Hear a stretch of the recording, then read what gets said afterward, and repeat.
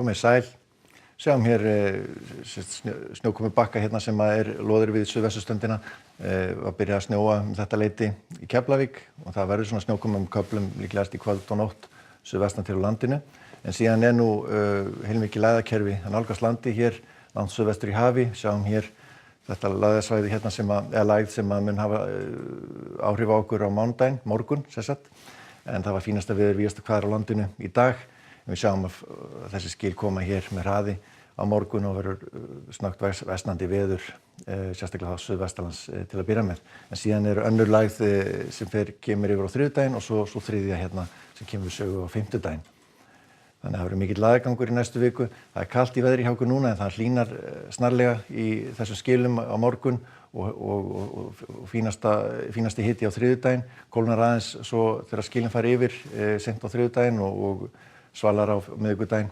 En síðan svona einhver meiri hlýindi hérna með fimmtudagslæginni.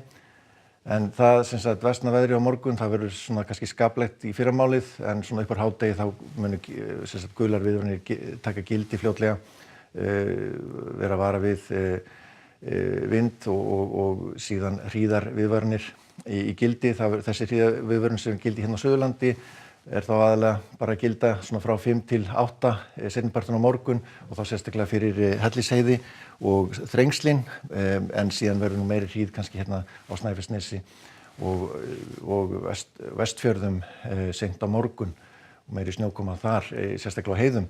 En skaplegt veður hér á Norður- og Austurlandi svona lengst af á morgun og vægt frost. En svona seinnipartinn þá, eftir kvöldmatarleytið þá veðrið þá í hámarki, má segja, og það verður víða stormur, jafnvel rok, sérstaklega undir Eyjafjöllum og það verður farið hvers einnig á Norður- og Norðausturlandi og mikil snjór þar fyrir og líklegast þá að fari fljótt í skafrenning á fjöllum og heiðum þar.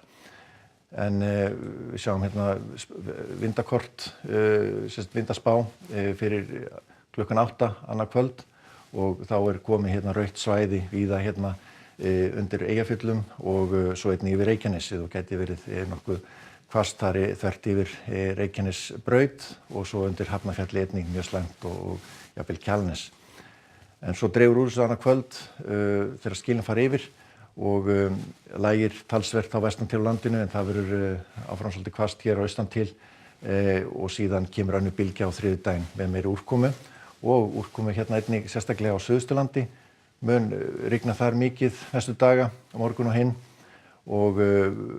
en svona og svo sjáum við að vindurinn áfram hvass í þessu og jafnvel stormur áfram og síðan líklegt að komi önnur bylgja hér seinnipartinn á þriðjudaginn með svona sunnan hvell vestan til á landinu en það svona frekar ennþá mikil óvissa í því. Það lægir svo svolítið á miðvikudaginn, það verður skúrakenndara sunnan og vestan til en nokkuð bjart og ágætis veður norðan og austanlands en síðan verður versnandi veður aftur á fimmtudaginn og líklegast fer í stormstyrk aftur með talsverðri úrkomu, sérstaklega sunnan til landinu.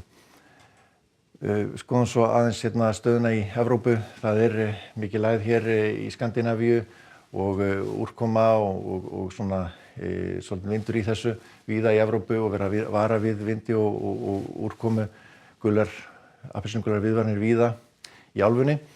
En það svona þegar maður fer vestar, sérstaklega þá á Íberíuskaga, þar svona hæðarhryggur og ágætis veður þar. En ég ætla að láta þetta vera síðasta kortið í kvöld. Verið sæl.